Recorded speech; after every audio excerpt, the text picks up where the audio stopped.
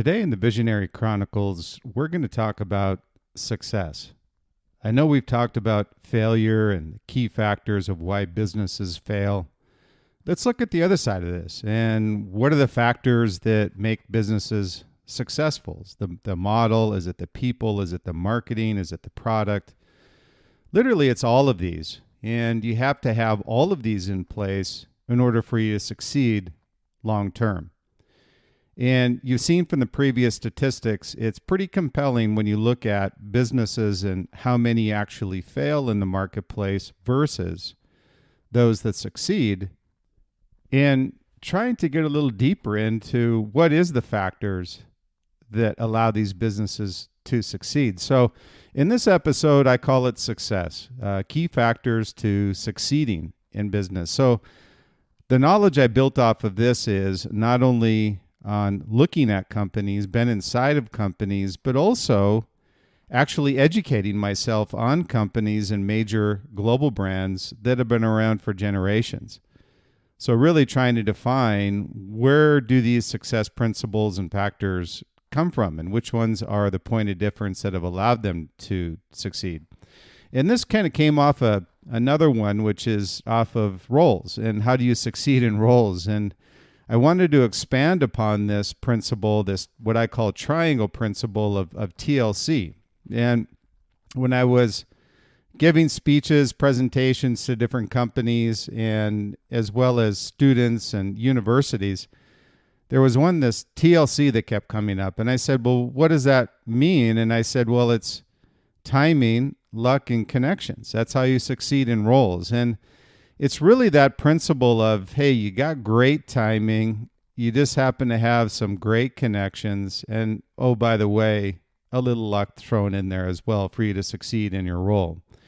And that goes on top of, obviously, the education and your ability to be successful inside of that role. So what I wanted to do is take that principle, this kind of triangle principle, and expand upon it and come and pull together these key factors to succeeding in business. So here we go. The first one, really, when you look at what makes businesses successful, the first is the actual idea itself of a great product.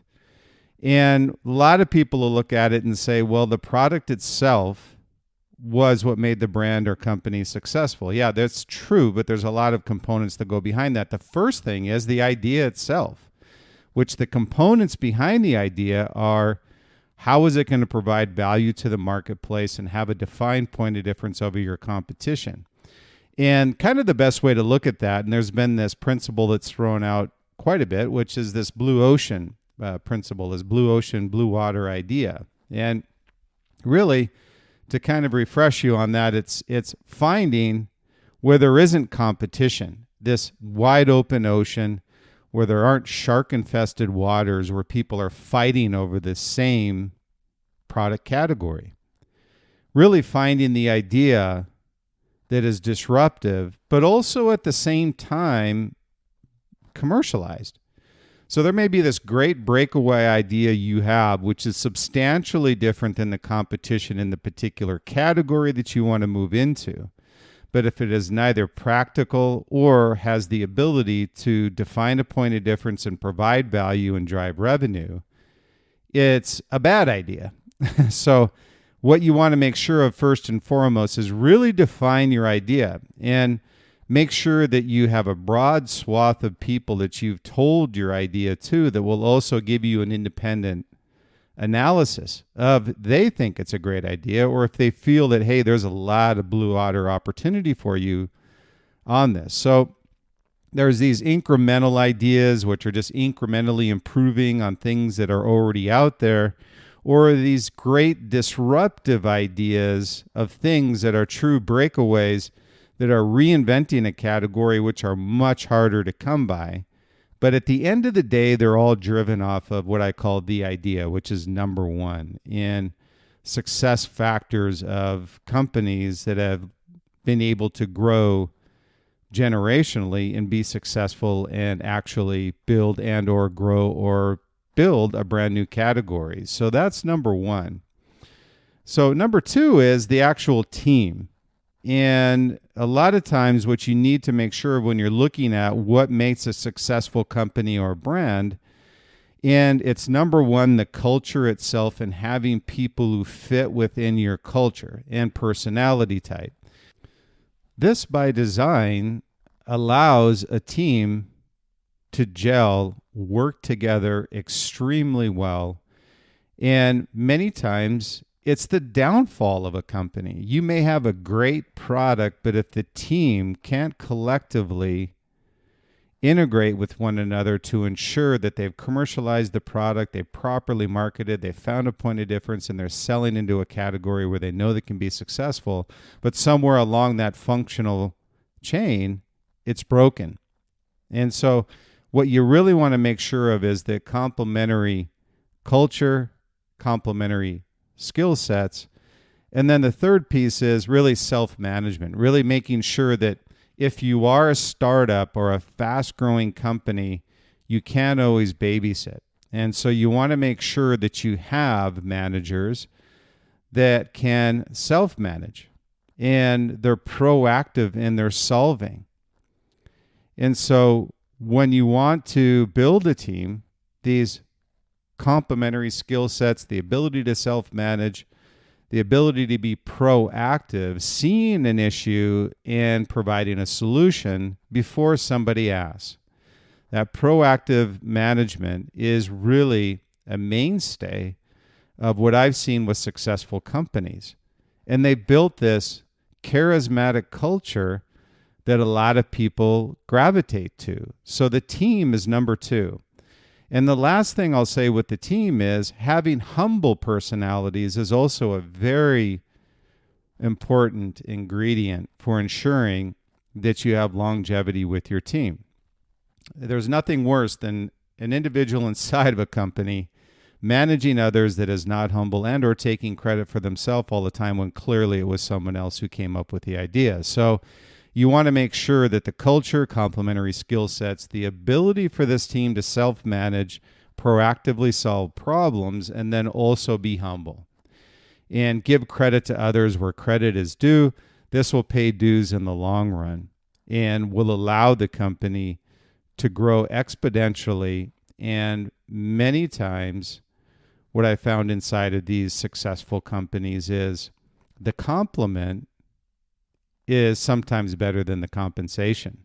Now, everybody likes to get paid. I'm not saying that, but certainly you understand what I'm saying when people, when they do a great job, want a compliment.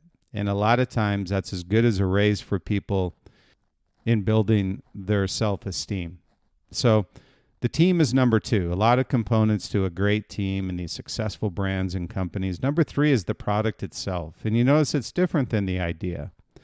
The idea is ideation. Is this a good idea? Before it's turned into a product. What happens is many times with unsuccessful companies is they fail to gel that idea in their head and understand what they're actually going after in the marketplace. So they will go directly to number three, which is the product, without really thinking through how they're going to build this product and make it successful in the marketplace. So once you get to the product, you've got a great idea with a great team who has a passion around the idea, the brand, and the opportunity. The third then is actually commercializing the product itself. You've got a defined point of difference. It's easily translated to your community or your target demographic. And so each of these is an important aspect to the product itself. And it's also something when you look at your product where you've got an incremental life cycle. What I mean by that is that it's let's say it is a breakaway technology or something where you are improving upon something that's already in the marketplace.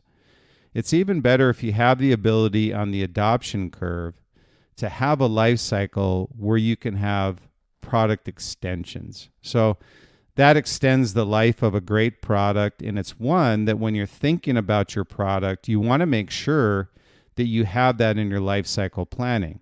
Because there are many, many one-hit wonders in the marketplace, and I don't have to mention all of them, but this goes back to, hey, I've got a great product, but what are you going to do with that product once it's run its course along the adoption curve It's too late when if you have a product that's in late majority because it's already being knocked off, it now becomes a commodity and it's available everywhere if it is successful. So what I'm getting at is that if you got a successful product, somebody's going to knock you off. And by the time that you have put a new product into the marketplace and commercialize it, it's too late. Unless you have a plan during the ideation phase of what is this product satisfying, what's the value, and how are we going to make sure that we have another either extension or incremental innovation that we can put back on the front end of the adoption curve so innovators can then purchase that product and run through the early adopter phase and then have the previous generation sit back in the late majority. So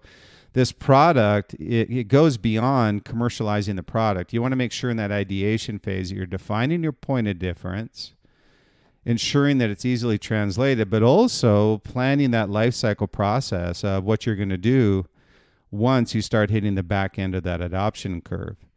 So if you're going to build leadership within the category itself, you want to make sure that you have a plan for not only the product, but then incremental updates, continued innovation, and or breakaways that complement the product in the category that you're moving into.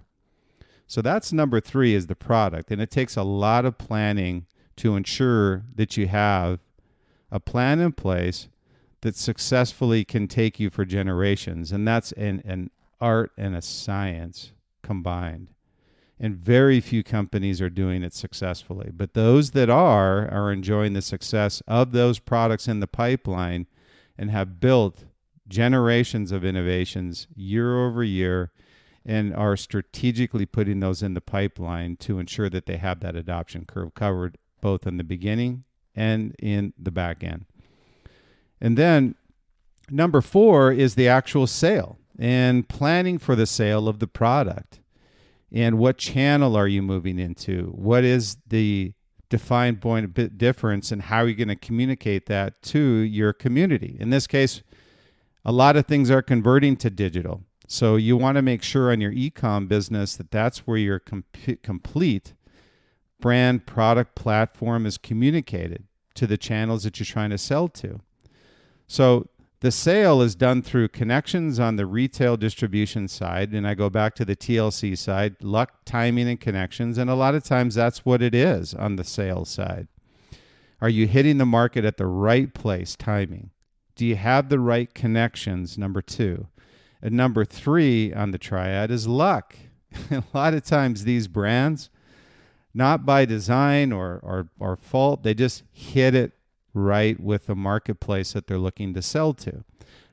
A lot of times, not because they have a better product, it's an inferior product. It's just something that they're doing either on the marketing side, the community engagement side, the digital marketing side, whatever it may be. It just so happens to be a product that takes off. So the sale is the 4th piece, is that you've already defined your blue water idea opportunity. You've got the right team. And now you've commercialized the product and have a strategy in place. So the sale should be something that's the end result of those top 3. So having a sustainable business, driving revenue for generations is the sale part of the business. And then the 5th part of it is, which many unsuccessful companies don't think out properly, is they've got a great idea and a product that's defined in the marketplace and the team that can go out there and drive the revenue and position the product properly, but they have no plan for fulfillment. And fulfillment isn't one product. It's a scale opportunity that you have that you need to make sure that you've defined properly. Risk, recognition, and reduction. And I call it's this inventory balancing act and inventory management and logistics execution that has to be second to none, especially in the environment we're in now. People are impatient. Their attention span has gone away.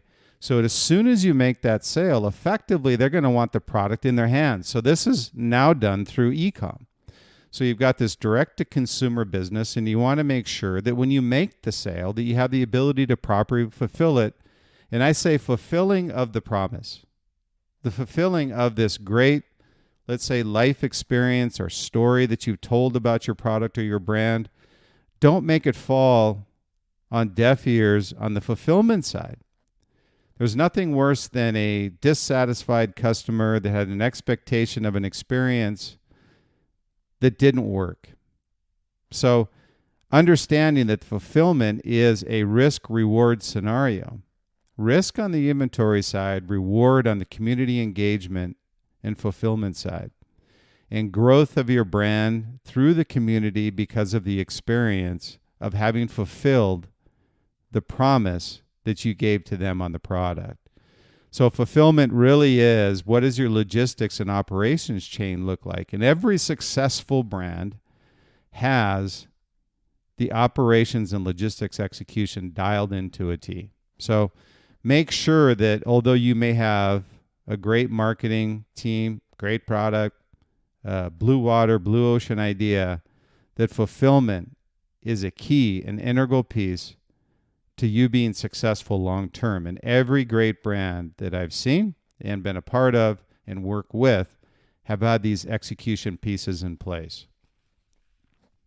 And then the sixth is the luck, what I call the right time, right place. A lot of times what happens with products and with brands is they had gone out and for whatever reason, they just hit it. And they were there at the right place at the right time. And many unsuccessful brands, not because they didn't have these execution pieces in place. It was just wrong place, wrong time. So I say the luck. And owners and businesses and companies and brands that don't think that's part of the equation are crazy. This is absolutely part of what has made many successful brands, is just the luck. Hey, they were there at the right time, right place, and executed properly, and they grew that foundation into a long, generational, successful brand. So luck is a piece of the equation, and I say that's number 6. Number 7 is, which not a lot of people think of either, and I had mentioned this previously, another successful pieces with brand was the pivot. And what I mean by the pivot is that when you get into companies, and almost every successful brand has had to pivot in one way or the other. And it's redefining and refining your opportunity, not your foundational principles. So it may be a case where you have to tweak the channel, tweak the product features and benefits. It could be product, it could be the channel, it could be the marketing, but what you're doing is you're pivoting off of your original plan for the company, brand, or product. So almost every successful brand, and here's an interesting statistic, has pivoted at least once, but no more than twice. It is a statistical fact that every brand that has pivoted more than 2 or 3 times has been unsuccessful, because they lose sight of what the opportunity is, what their defined point of difference was, and where they're going. So remember, when you're communicating with your team as to what your point of difference is, you have to internally build that passion before it gets the passion and engagement from your community externally. So pivoting is part of the process, even with successful brands who have maybe, let's say, an incremental product or a new product they're putting in the marketplace. The pivot is an integral part of what makes them successful. And the last piece is the experience, which is probably the most important part of a successful company or brand. And with the environment that we're in, previously with retail experience, you were incumbent on the retailer to build that experience in store. So a lot of times that didn't come across properly with brands, and it was a frustration. But now with e-commerce, there's no excuse for not having a great experience. You've got now omnichannel integration and the vertical ability to fulfill your promise to your community. So the experience has to be second to none. And this is where that marketing team comes in, the marketing strategy, the execution, the positioning, and lifestyle engagement. What I call this funnel process of making sure you have that loyalty curve in place.